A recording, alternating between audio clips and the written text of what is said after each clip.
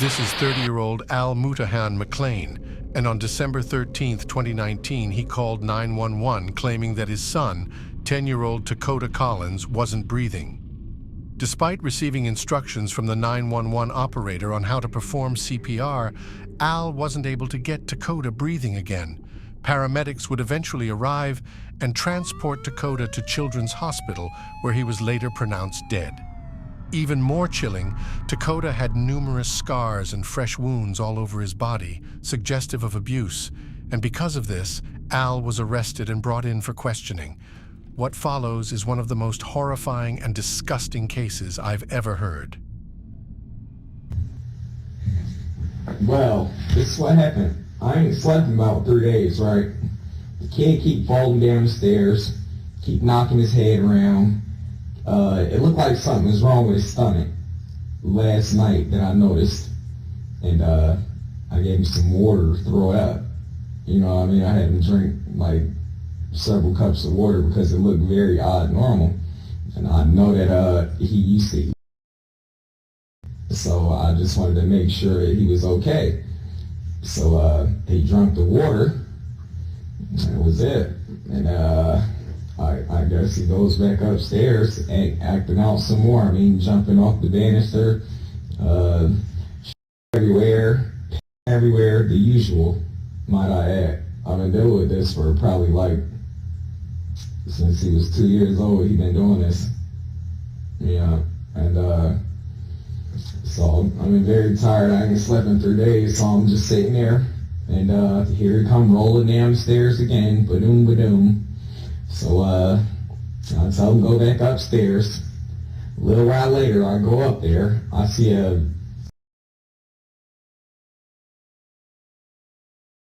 So I asked him, what is he doing? And he's just steady, you know what I mean? Just steady doing what he do. This ain't the first time he tried something like that. So I sit on the ground and I asked him to pull it out. You know what I mean? For it immediately. Now I'm freaking out. I'm like, hurry up. You need to get downstairs so I can get you in the shower. You know what I mean? And see what's going on. So at the time, I didn't think nothing of it. I just see that he bruised up as usual. Seeing he never stopped. He would find any way, any type of way, anything to use just to put a bruise on his body. So as a parent, I just put him in the shower. I put him in the bathtub to try to, get some of the swelling to go down or whatever the situation may have been, clean him up, make sure he was good. So I'm sitting on the couch. He like, Dad, come here. He like, Dad, help. So I come up the stairs to help him. And that's when I noticed his body was cold, very, very, very cold. So I took him downstairs and tried to rinse him off, to see if he'd shake out of it, wake up. I had no clue of knowing that he was sick to that extent, or that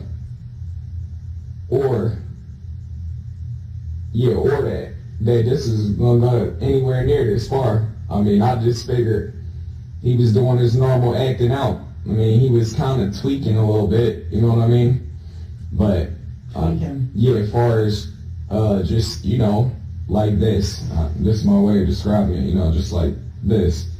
But this is something that he done pulled for many years. All the time, damn near every day. Anytime he don't want to have his way, this is what he's pulling. Can't get him to eat his breakfast. He don't want to eat his breakfast. All he want to do is eat his food. So I'm like, all right, at this point, there's nothing I can do but let him sit there and lay down. Okay? So, like I said, he said, Dad, help. And I came up the stairs. That's why I'm shocked as fuck right now. I'm not even crying or nothing. I'm just like in shock, like my child really did have. You hear me? Is what I don't understand. Now I know them girls didn't do nothing to him to kill him. I just don't understand it. I'm very serious. That's where I'm at. It was shocking. No. Okay. First of all, he had marks all over his body.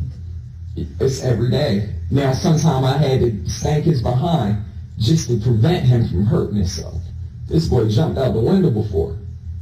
Out out, just straight out the window. There is no stopping him. I'm afraid. I've been telling people I was afraid, but at the same time, it was nothing I can do. And I mean, I can understand the fact that he had marks all over his body. You'd be surprised just to sit there and watch him do it. Or just to see there and you could just be like, stop, or no, or don't, and he's gonna whack, he's gonna bam, he's gonna jump, he's gonna flip, he's gonna kick. We had stairs, he was letting up. He would kick them like that, you know what I mean? And kick them all kind of ways in the corner. So he lived upstairs. At times, yeah. What do you mean at times? Well, at first he was living downstairs, but the smell got too strong. Not only that, my little brother, I just got custody of him probably like 2 years ago. I've been taking care of my little brother. Okay, so he been living with us. Do y'all have my little brother? Okay, good. I'll just make sure he all right. Okay, so yeah, my little brother started living with us, right? And the Bob want to get aggressive with him, and you know what I mean, try to take his clothes off in front of him and stuff like that. So I mean, I had to protect him. I had to just send Takota upstairs. I mean, the living environment, it was fine. It wasn't it was perfect actually. When he went up there, it didn't stink. He had bed, he had clothes, he had everything he wanted. But this is the point that I'm trying to make as a parent. This how far this shit go. Like I can't get away a blanket. Because if I give him a blanket, now he has marks all over his body from him picking on himself and wrapping around his own blanket. You know what I mean? If he did that continuously, there'd be rashes and, you know, that's unsanitary. Flat out. And there ain't no way to keep a child like that clean that just gonna do what they want to do no matter what, regardless.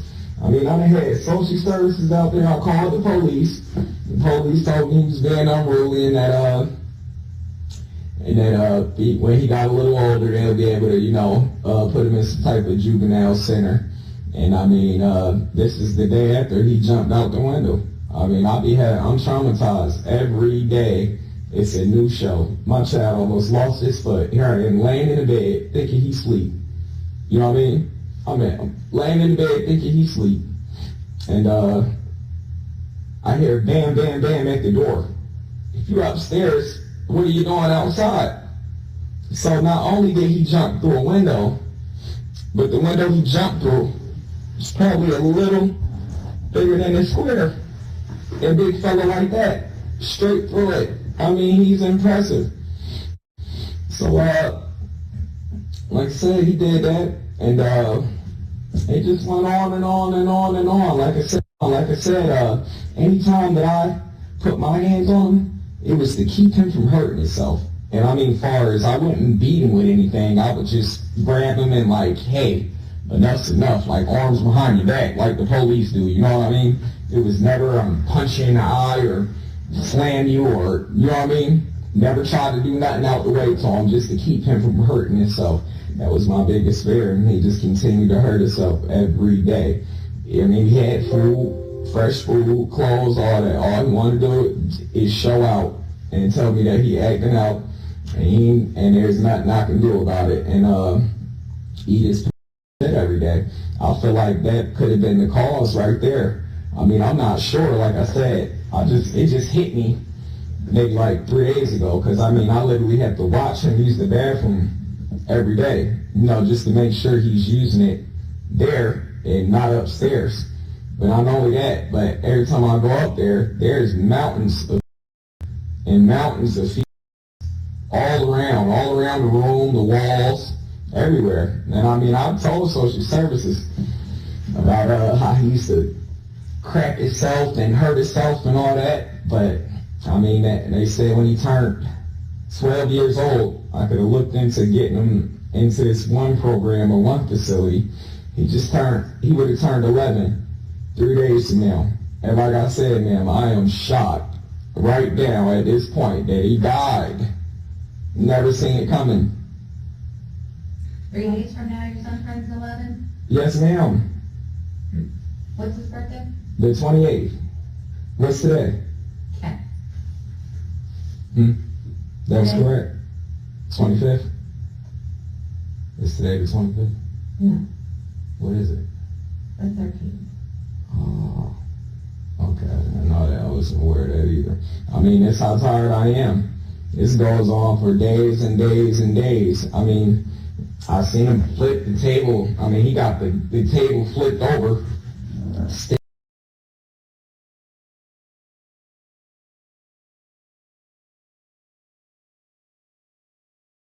But that's the kind of stuff he was into. I ain't never sexually harassed my child or do nothing like that. That's homophobic. And I mean, that's homo, and I ain't far from gay, you know what I mean? I ain't never played with they private parts. You see my little brother, correct? Healthy as an ox. We give him the same treatment. One just chooses to eat his food, and the other one chooses to eat his shit.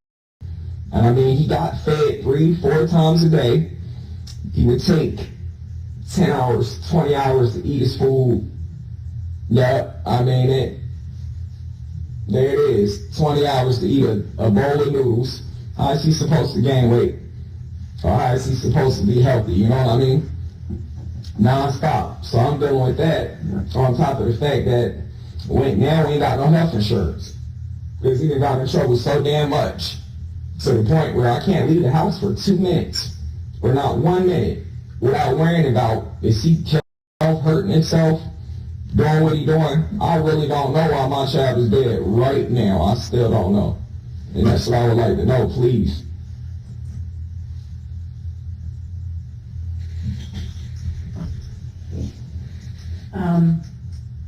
Yeah, well, let me ask you this. He stayed upstairs? Did he stay up there? He stayed up there, right? When you Yeah. were talking about him pooping and peeing and everything up there? Yeah. Like, But locked up there? Nah. We never locked him up there. Like, the lock's been on the house since we had the dogs when they were smaller. They'd get into fights. We just never took the time to take them down, you know what I mean? But we got pit bulls there. And we ain't separated, it'd be blood all over it, everywhere. You know what I mean? So that's what the locks is for.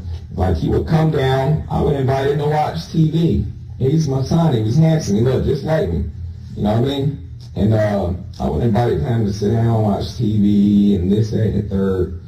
And he would just shit and piss. I mean, the smell was so loud, I can go up there and clean it every day. In 5 years from now, you'll probably smell it. So if it was the fumes, I don't know what it was. I mean, I did everything in my power. That bucket that was upstairs, I used to put soap and water in it and have him clean it up. Clean the floor up, clean your walls, clean it up. Like, it's just unbearable. I'm downstairs on the couch. I can't even sleep because the smell is so strong. You know? I mean, outrageous. And he getting put in the shower every day on a regular, you know what I mean? But regardless, it'd be like you never put a drop of water or soap on him. It's very shocking right now, the fact that he did. I mean, I never thought that he would end up dead. I figured, I even Googled it, like, will it hurt you? And they was like, nah, you know, to a certain extent, you know what I mean? Just to see, because, I mean, I was to the point where, what am I supposed to do? Call the police and be like, oh, my son is over here eating shit again today? Did you ever take him to the doctor? Yeah, he's been to the doctor. He has? Yeah. What's the doctor? It's been so long, I don't even know. I just know it was probably like when my health insurance ran out. Probably close to 3 years ago. So the kid hasn't seen a doctor in 3 years? Yeah, but he been to the hospital in less than that. When So was he he at the hospital? probably like a year ago when he jumped out the window. Baby Children's? Yeah, he always been very healthy. Okay. Who was his PCP? His primary caregiver? I didn't have no primary. Care physician? I didn't have one. Where did you take him to the doctor? I only took him to the hospital, and I only took him to the doctor when he needed it, and it won't nothing wrong with him. There's something wrong with him. I mean, but besides the fact, now I took that into consideration. He's been in counseling his whole life. See, I can tell y'all. So where did he go to therapy at? He ain't been to therapy in a little while. You said he's gone to therapy. He has been, I'd say, probably like 4 years ago. So he's been in counseling for 4 years, but he's been in the whole life. Maybe off and on. I probably had some online counseling services or online counselors talk to him. But Where did he go to school? he's homeschooled. Thank you.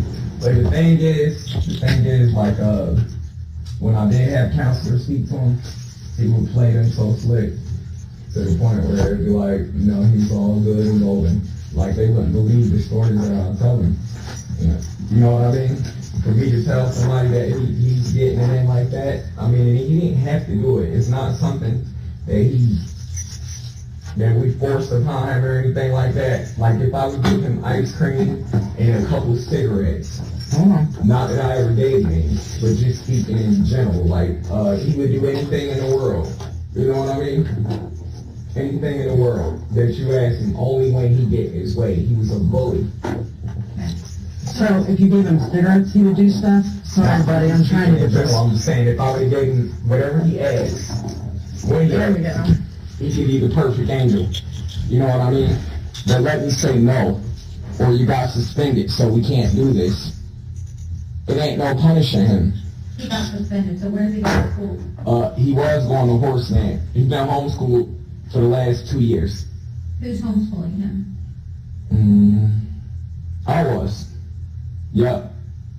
Why do you have to think about that? My lip hurt. I'm just like, You know, I've been up for 3 days. As I'm telling you, I still haven't took a nap, been to sleep. So I'm doing my best. And you've been up for 3 days because he's been walking into walls and falling down. Not 3 days straight, but every now and then. I mean, he would go maybe one day, yeah, pretty much, or yelling. He was just yelling and screaming. That's different than what you told us earlier, though. No, that's what he do every day. But what I'm saying is, what kept me up was his tone, yelling, screaming, singing, dancing. Boy, it's 3 in the morning, no sleep. Okay, so you homeschool him. Yes, What grade is he in? 5th grade. Okay, and what's the stuff he's learning about right now? Well, he was learning, but he refused to learn. Every book that I bought him, he pissed on it, he shit on it, he destroyed it. Pens became a factor of safety, and pencils, you know what I mean? And you know, learning. Okay, so you're not homeschooling him.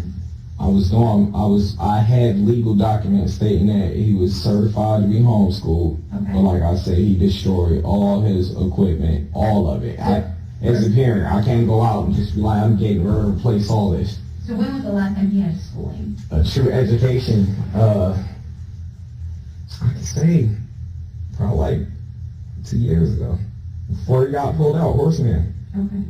But he didn't learn anything. He wasn't doing nothing. He was threatening the teachers and telling them how he teach people a lesson and locking them out the classroom and, you know, just getting it in. Okay. He was locking the teachers out of the classroom? Yep. Okay. Earlier you called him a big fella. You think he was a big fella? Do I?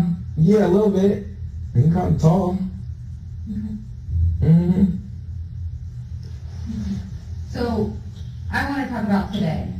You said you haven't been to sleep, is that right? I still haven't, no ma'am. Okay. So, what happened when he woke up this morning then? He never went to sleep. Okay, so then what happened? What's been going on since 6 a.m. this morning? So, 6 a.m. this morning, I look at the camera, I see him plunging on his table, his chair. I don't think nothing about it. I'm just like, you know, he's doing his normal weird things. So sometimes I felt like ignorance was the best answer, because he was basically just seeking attention at any cost. You know what I mean? Any cost. He's been dealing with this since he was younger. He's been in the system since he was 2 years old. Anytime he didn't have his way, he'd make sure CPS show up at the house. Okay, so keep going with your And he story. would tell him just anything. You know, the most outlandish thing. And they'd say, kill, or I'm gonna, this, that, and the third. And then come home and, how's the day? Everything was fine. Yeah. So at 6 a.m. this morning, 6 a.m. this morning. Alright, so I see him doing that. I'm paying no mind. I'm like, you know, I didn't think he was hurting himself at all. So I'm like, what is he finna you didn't do? think he was hurting himself? Not at the time. Okay. I'm thinking in my head, like, what could he possibly be doing with that? Okay. So, alright, I get up around, say about 8 o'clock. Go get him his breakfast and stuff like that. So I go up there, and he's laying on his tarp, and I'm like, what the hell do you think you're doing? I say, pull it out right now. He wants to get the wrestling, and You know what I mean? Either way. I don't know what you mean, because I don't live in your house, so. Well, he want to get grassland and aggressive. Like, he don't want me to take it out of him, and he don't want me to have it, period. You know? So, I grab it out. Yep. And it started dripping. So, put him in the shower. I put him in the bathtub, and I tried to clean it up and look at it to see if it was, worth me taking him to the ER right away. But to the eye, I'm not a doctor. It didn't look that bad. So I'm just thinking. What did you see? Just like, I checked it out afterwards. I'm like, whoa, let me see. And she then did. And it was, just looked a little swollen. Okay. You know. You didn't see any injuries or anything? Nothing too heavy. I seen his swollen in his legs and his arms and all that, but I see that every day. Okay. It's not a day where he is not gonna add another one. Okay. And here's the thing, as a parent, I'm afraid, I was concerned, like, damn, if I take him anywhere, they're gonna be looking at me like I did this. You know what I mean? So at the same time, I was trying to just get him together so where he didn't have any bruises, and then I can take him somewhere and see about possibly more therapy or something like that. So you know he needed some sort of treatment? It started to hit me at the last phases, like his last week. It started to hit me that, he started being disobedient to the point where he wouldn't do nothing that he used to do. He took a real big turn. So, yeah, he started being extra disobedient. So I'm just like, I'm going to back off, let him do his thing. I'll try to keep him healed up, and then I'll get him to a treatment. Now that he's 11, maybe there'll be more options, I'm thinking. But like I said, today, he came downstairs. And like I said, sharpened him up. He went back upstairs, told me to eat his breakfast. He didn't eat it. He just laid on his bed, and he didn't eat it. So I'm like, I just wait a while. I'm like, eventually he'll get hungry, he'll eat. He always eat. He beg for food. He's never, he want more and more. Depends on what it is. You know what I mean? I'm like, can I have some more? Can I have some more? Some more? Sure, you get some more. Is that 20 hours later, or? Not even 20 hours later. We're talking, maybe 3 hours later. Okay. So I'm just sitting there like, I'm going to check on his body again, a couple hours, give some time to cool off and check on it. So when I'm sitting on the couch and he's like, Dad, help. What time is this when you heard him say, Dad, help? I can't tell you exactly. I ain't had no clock in front of me. Approximately. Was it? I haven't been asleep in 3 days. The time, I'm pretty bad off right now when it come down to the time. Okay. So was it I know it was long daylight. before you called the police or shortly before you called the police? Once he said, Dad, help, I called the police 5 minutes later. Okay. Less than that. Okay. Just So enough he's to rinse him upstairs. off. He's Yep. upstairs and he says, Dad, help. Yep. And you come downstairs, you come upstairs, Yep. and what happens when you're upstairs? He's talking to you. He Yeah. calls for help. Yep. He was talking to me, and then he just quit talking to me. And- Upstairs? Yep. But he was doing like this. Okay. So I'm like, okay. Was he standing? Laying Laying down? Yeah, when he asked me for help, he stood up like this. He was laying down, and he pushed up like this, like, Dad, help. Okay. So I'm like, all right, let me go see what's wrong with him. What did he use to push up with? His bed. His bed? Yep. Okay. So he pushed up, and he was like, help. So I go up there to help him out, and he got some stuff coming out of his mouth. You know what I mean? On my head, I'm thinking this shit all automatically. Okay. But because the night before, like I said, I just noticed how big his belly was, and I gave him some water so he can throw it up. If he had anything bad in him, a couple cups of water. I Okay. gave about 6, 7 cups. Trying to force him to throw it up. Is there anything bad in there? I don't know if he swallowed his fork or what he did. So I'm like, Swallowed his fork? Yeah, that he was outrageous. Okay. Or what he would have done, I don't know. Okay. Yeah, I mean, your child, you see him 1 minute, next minute you see him got a belly way out here. You like, you know what I mean? Sure. So what I do immediately, I try to give him some water, flush it out. And So we're back to where he's calling for help, and he's used his bed to push himself up. Yep. Okay. And what happens next? So I ran up there and grabbed him, and then I rinsed him off. Did he walk down the steps? Did you carry Kind him? of, sort of. Tell me how you guys came down the steps. I'm holding him like this. Is he in front of you, behind you, or next to you? He in front and on the side, like a little bit, because the stairs is narrow. Okay. So Okay. where are your arms? My arm's right here. This is where he at, right I here. get that, but how are you under him or on top of him, or how are you? Under him. So you're under his arms? Yep, trying to hold him up. Okay. Yep, And he's walking? slightly. Not much. So are you like- I'm basically doing all the work. Are you dragging his feet along? Or you got him up off the steps? What do you? Yeah, I drag him a little bit, Okay. just to, you know what I mean, to hurry up, because I'm trying to assess the situation. So, Is he still talking? no, not much. So but he's still moving. His eyes is looking at me. He's doing his normal thing. His eyes are looking at you? Mm-hmm. Okay, what's Right. his normal thing? You know, just the freak out that I was telling you about. You know, the freak show. Okay. You know what I mean? But this only happens when he's out a lot of options. Did he have when his he's in clothes? trouble. Did he have clothes on? Did he have clothes on at the time? Yeah. What was he wearing? No, he didn't have no clothes on. And the reason I didn't give him no clothes is because if I give him clothes, he's going to spoil them right away. We're not talking about a 2-year-old or a 3-year-old. This man is 11. It would have been 11 in a couple of days. So we're talking big shit. I mean, he can pile up, eat as much as he wants and save it for about a couple of days, and then just explode, boom, everywhere. You just smell it, and it comes dripping down the stairs like butter, melting.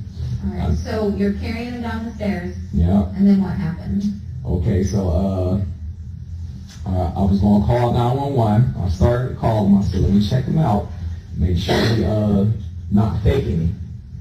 Okay. You know what I mean? Because I wasn't sure if he was faking me or not. Because like I said, What were you calling 911 for? Because was you just said he was fine. normal. now the reason I was gonna call 911 is because you know, he been throwing up and like I said, When did he start throwing up? when did he throw up? Yeah. When remember when I told you he pushed off his bed and I checked on him, I seen him throw up come out of his mouth? Okay. Yeah. Okay. So I just wanted to make sure before I wasted the authorities' time that he was not playing around. So I'm like, you know, it is normal. You get me? Okay. Because usually I could be like, you stop right now. I mean, like right now, or really not scare him. Or I'll just be like, maybe I'll take your dinner away tomorrow. Wouldn't do that. But as a dad, I gotta come up with something Okay. to try to make a person think that you're serious. You know what I mean? Okay. So he's like, all right. So yeah, now he's doing this. So and then I realized his eyes didn't look too good. I get on the phone. What did his eyes look like? His eyes looked like it just looked low, and it had a little red right here. It just looked a little low. But I mean, on a regular, he squints him like that sometimes too. So I wasn't sure. So I think earlier you said, did you get him down the stairs, and then after he's down the stairs, what happened? Put him in the shower. Not the shower, but I laid him in the bathtub. Okay. And like I said, he's still doing this. I'm mainly trying to get the throw up off of him again. Okay. You know what I mean? Mm-hmm. All right, this smells awful, so I'm trying to get it off of him. And I realized that something ain't look right, so I called 911. And I took him off the bathtub. Mm-hmm. And from there, I did everything they did said to try to save my child. He did start breathing again. He was looking at me for a second again. When the EMS got there, they told me to leave out. And I heard her say that he wasn't breathing again. And a couple minutes later, I heard her say he got his breath back. And then, and that was it. So you got him out of the bath, and where did you put him? I laid him on the living room floor behind the couch. Okay. And you're doing what dispatch is telling you? Yeah. Okay. What happened, what did he do as he was laying there and you're giving him CPR? What was he doing? Mm-hmm. He wasn't doing anything. Was he breathing? Barely. Was anything coming out of his mouth? Yep. Air. Air? Yep. Okay. He was breathing kind of slowly. Okay. Nothing else is coming out of his mouth? Yeah, he started throwing up again. Okay. Yep. So what I did was I tried to lay him on the side to clear his passageway. Okay. Where was he throwing up at? On the floor? Mm-hmm. Yeah. It's in them blankets. Okay. And in by that jacket and them blankets where he packed that evidence up. Okay. Yeah, So did you lay him on a blanket?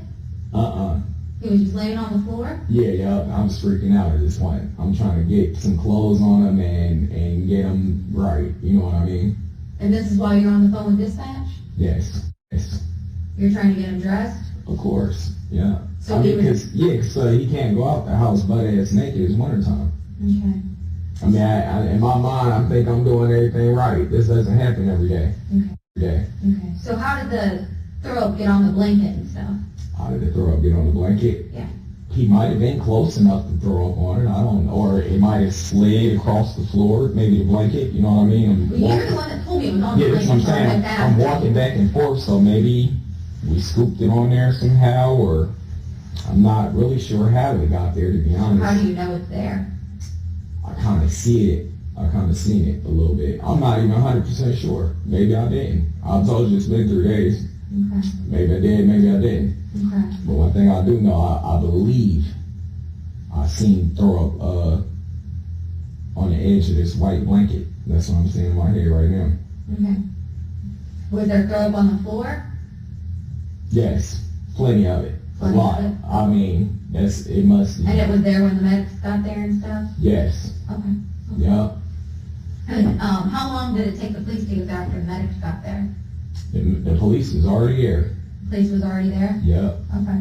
Perfect. I tried to cooperate with them and everything. Am I the only one being charged there? I don't think anybody's been charged yet. Okay, I'm just asking. I Okay. don't know what's going on. You hear me? Yep. So then the medics take him away and that's the last thing you know? And I'm in jail. I'm sorry? I said, yes ma'am, then I'm in jail. You've been to jail? This is jail. I mean, I was in that back room back there. Right, but you've not been to jail. Mm-mm. Okay. So I'm sitting back there. The whole time I'm just thinking my son gonna be alright. Cause I mean, they put him in the back of the ambulance. Mm-hmm. So I'm thinking he's gonna be alright. And I ain't gonna lie, just another thing I wanna say. When I went to give him CPR, Mm-hmm. and I was taking it, whatever it was, out of his mouth, it smelled so rotten, so awful. That's why I'm still kind of curious, like. Did you give him the breath? Like over his mouth? Were you giving him his breath? His breath?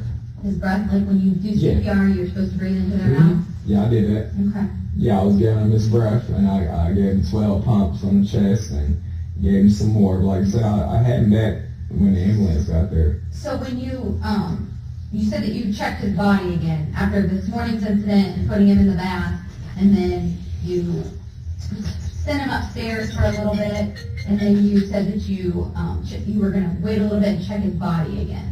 Did you ever check his body again? Yes. Yeah. No, I didn't, because he asked me for help. I had a certain time that I was going to do it. Like I said, I was trying to settle down a little bit, and you know what I mean? What were you trying to settle down from? It's just stressful every day when you deal with that for 8 years, when you got a very handsome child that can't go to school, can't have no friends, can't do right, you know, just want to embarrass at all points. Okay. Who else was home today when this was all going on? Nobody that I was aware of. The house Nobody's is pretty been home big. all day? Mm-mm. The house is pretty big? Yeah. Yeah, nobody that I was aware of was home. Okay. So you didn't see Josiah? Mm-mm. I seen Josiah when he came back with Amanda. Okay. But you didn't see him before he Not left? this morning, no. Were you sleeping? Mm-mm. House isn't that big. I Nah. was there. Yeah. Okay. No, I wasn't sleeping. Okay. So I know Not that aware Josiah of. wasn't upstairs. Right? Right, nah. Mm-mm. Okay. He wasn't. Does he have access to the basement? Josiah? Yeah. Uh-uh. So he would have been on that main floor. Somewhere, yeah. Yeah. But he'd be so quiet. He ain't a loud child. Okay. He And just Amanda like, wasn't there? Not that I'm aware of. I've been Jennifer sitting there wasn't so there? long. Me and Jenny never talked. Why not? Just because. There ain't no drama. That's like my girlfriend's sister, so try to keep it short. She lives with you, she helps take care of your children, right? Yeah, but still, She cooks for you guys? Sometimes. Sometimes? Okay. Yeah, Okay. But you don't talk to her? not much. So you don't know if she's there or not, you don't know if Amanda's there or not, you don't know if Josiah's there or not? No. All I know is that, I went and when he called for help. No, I'm talking about first thing this morning, 6 o'clock, when you I felt would like imagine they probably would have been, but You share a bed with Amanda? yeah, but I didn't sleep on it. I didn't go to bed. I haven't been to bed. Okay. So where have you been? We're about to sit on the couch, Sit on the couch. watching them. It's like a 24-hour watch. It only take them a second. The flip down the stairs over the rail. I mean, not nothing small. So you watch them on the camera? I was, yes. Okay. How come we couldn't see that view of the camera when we were there? That I don't know. Did you disconnect the camera? Not at all. Not at all? Nah. It wasn't unplugged? The man was right there with me the whole time. Well, I mean, we weren't there the whole time. No, I'm not following you. Can Did you unplug it before you called the police? No. No? Mm-mm. It's just odd to me that we couldn't see that view that you keep talking It about works watching downstairs. sometimes it works, sometimes it don't. It's a 24-hour job, though. Right. So But why like I are you said, watching it 24 hours? sometimes it works, sometimes it don't. I do the best I can. I can't keep functioning for 24 hours on a regular. So, and you said you don't ever lock those doors? Nah, not at night. Only when I'm putting a dog up there or I bring one of my outside dogs in or something like that. That's the only time. When Takoda's up there, do you ever lock the door? Okay. What room, where in the attic where is Takoda's room? Well, look, it used to be in the back area, the biggest part. Okay. So we jumped off board. So we jumped out the window. So you're talking about upstairs in the attic? Yes, ma'am. Okay, so where's his room at now? It was still in the attic, but just the smaller portion. Okay. Where is his bed at then, upstairs? His bed. Mm-hmm. Every morning I put it in that back area, so he won't pick on it. Maybe he'll have something clean to lay down in. Okay, so do you lock that area once you put his bed back there? Yes. Okay. Yeah. Okay. So that's where it was today then? Yeah. Back in that area locked? Yeah. Because look, that'd just be another thing for him to hurt himself on. The area ain't that big. He would just be like, I'm gonna flip off the bed and crack my nugget, and then I'll be here regardless. Okay. So you lock that back area? Yeah, I like that bed. Yes. And the attic. So the attic's kind of like split up. You have the area where like the stairs are, Mhm. and then you have that like back room where there's like a blanket hanging from the door, Right. and a door and a lock, Right. right? Okay. And so It used every to- day it you used to take be his all bed from the big area into the small area, Yeah. and you throw it in there, Yeah. and you lock the door. Yeah. Okay. So It used to be all one, so you put that door and lock in there? Mm-hmm. Okay. Because for safety, yeah. That's the measures. I had to board up. If you came up, I boarded up all the windows in the room just to keep him from jumping out the window. Yeah. Upon arrival at Children's Hospital, Takota was examined by Dr. Leica, a physician that specializes in child abuse. The doctor noted hundreds of lacerations on his battered remains. The many bruises and abrasions were seen on his head, scalp, face, the inside and outside of his mouth, chest, abdomen, legs, arms, hands, and feet. Various older scars were found on his chest and abdomen. Injuries, lacerations, and bruising were also found on his private areas. According to Dr. Leiker, the extent of injuries were not consistent with accident or self-infliction. They were the result of severe physical harm over a period of time. Many of the injuries were in areas that are very difficult to bruise and considered to be defensive locations. Areas of the body like the back of arms and posterior of the body that are exposed when one tries to shield themselves from strikes. She noted healed rib fractures that were not listed in Takoda's prior medical records. Dr. Leiker also noticed that Takoda's hands were pruned, as if they'd been submerged in water for a long period of time. As if Dr. Leiker's examination wasn't disturbing enough, it was the internal examination performed by the coroner that told the story of the horrific nightmare that was Takoda's life. The autopsy confirmed extensive injuries, abrasions, and contusions to the head, torso, and extremities. Evidence of both fresh and old injuries were present on Takoda. With respect to Takoda's head, the coroner found even more external injuries as they were hidden by his hair. He found severe bruising to Takoda's forehead, chin, inside the upper and lower lip, and his left nasal cavity. The internal examination explored the internal depth of the severity of Takoda's injuries. When his scalp was peeled back, deep bruising was found in all areas of the head. Internal examination of his torso revealed severe internal bruising to his stomach. His stomach had contents that were a yellow puree consistency, which was identical to waste found in his intestines. Takoda's backside also showed those same severe internal bruises. The bruising was found all the way to the bone, with significant injuries to his private area. 2 half-inch lacerations were found in this area. The severe internal bleeding found in his pelvis was consistent with the injury. Branding was also found on his back. Due to its location, it would have been nearly impossible for Takoda to have done this to himself.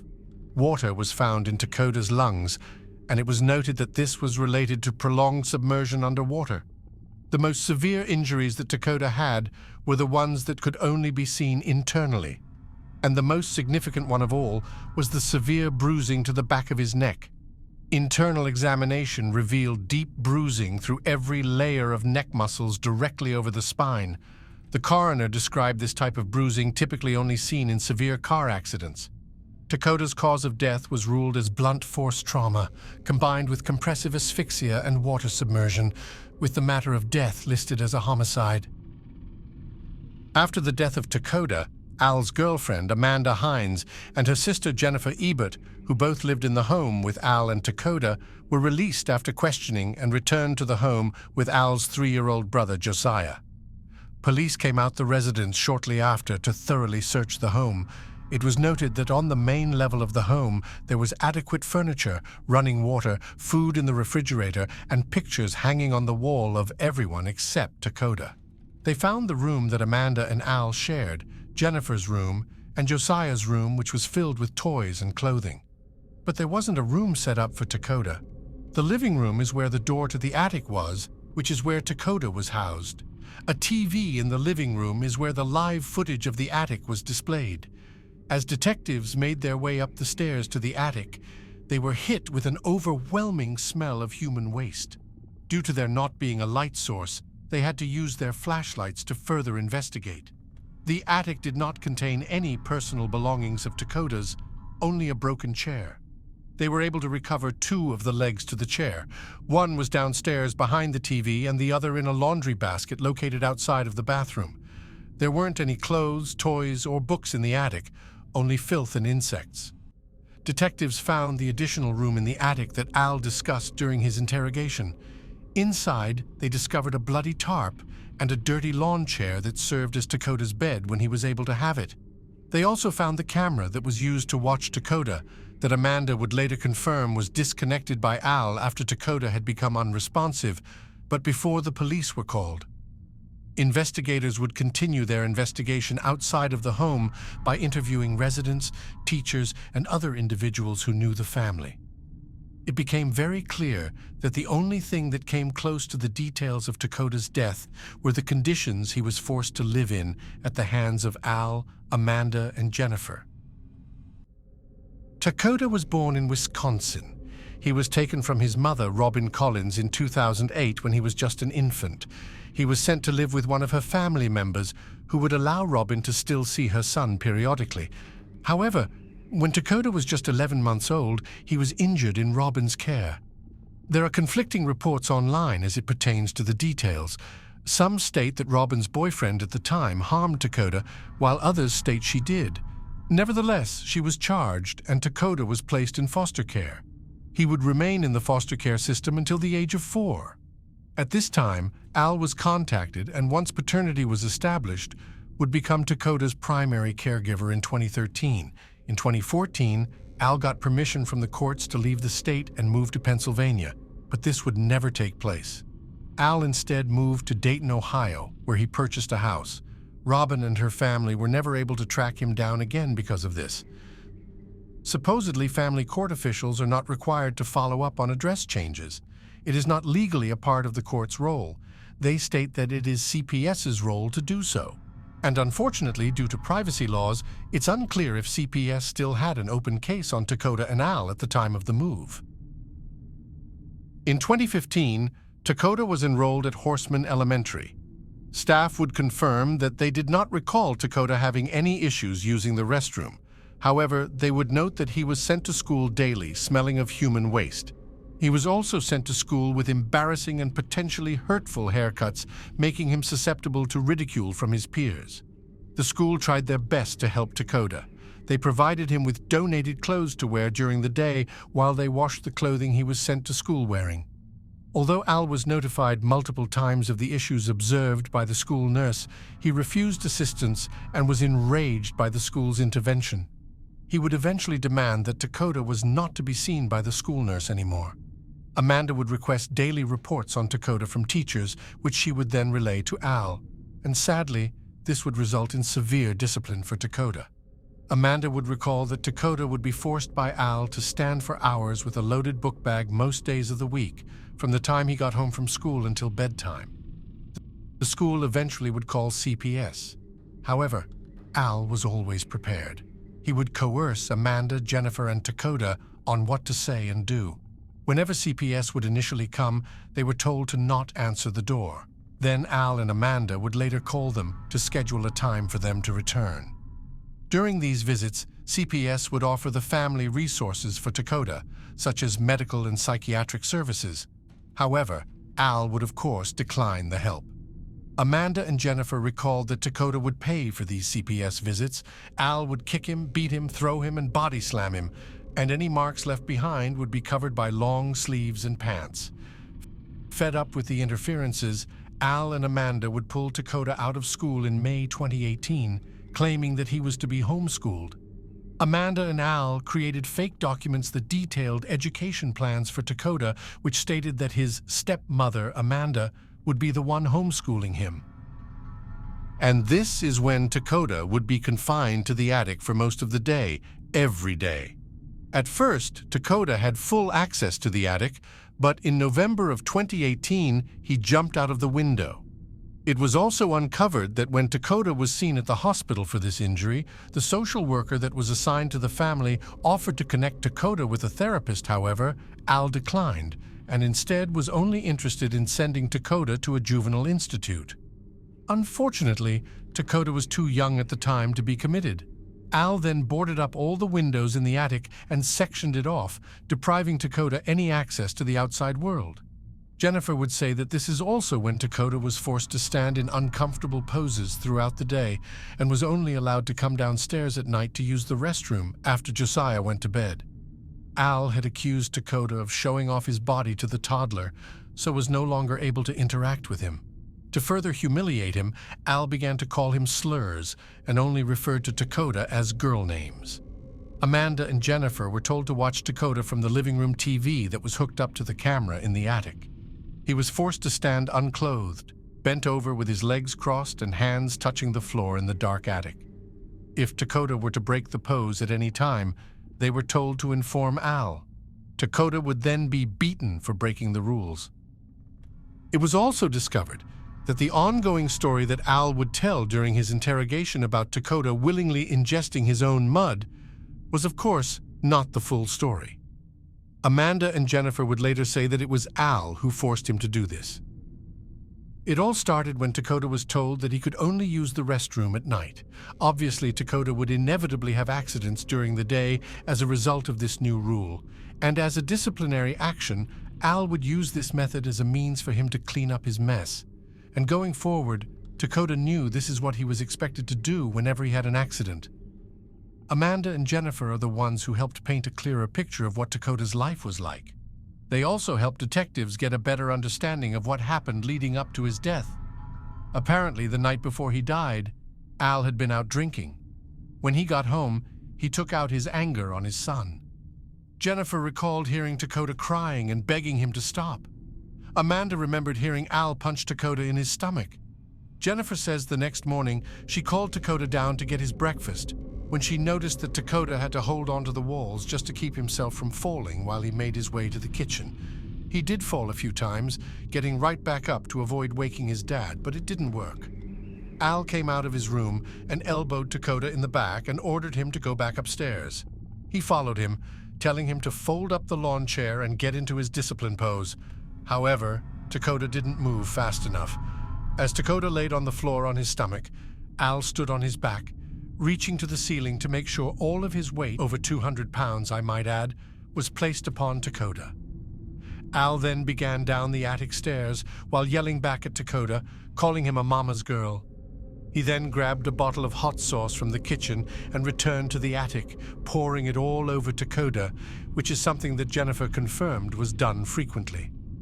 Al then threw Takota around a few times and then drug him down the stairs to the bathroom, where he ordered him into the bathtub to wash up. Injured Takota again wasn't moving fast enough for his father. Al told him that he was going to drown him if he didn't hurry up. Jennifer then heard water splashing and Takota gasping for air. Al then took Takota back upstairs. Jennifer watched on the camera as Takota laid on the lawn chair as Al stood behind him, making a repetitive motion with his hands. His arm was rapidly moving back and forth. Al then came downstairs and tossed the chair leg in the laundry basket near the bathroom. Jennifer would say that Takota didn't make another sound after this, and it is believed Takota would then become unresponsive. Although Al would try at times during the interrogation to act as if he cared about what happened to Takota, it was clear that he only cared to the extent to which it would affect him. Officers would report that during transportation to the police station, Al was only asking questions regarding Ohio being a death penalty state. He never seemed concerned with the status of Takota. Al Mutahan McLean was ultimately charged with rape, child endangerment, and murder. He was sentenced to a minimum of 41 years in prison and will have to register as a Tier 3 offender. Amanda Hines was charged with involuntary manslaughter and multiple counts of child endangerment. She will spend at least 21 years in prison. Jennifer Ebbett was charged with the same crimes as her sister, however. She was only sentenced to 8 years in prison.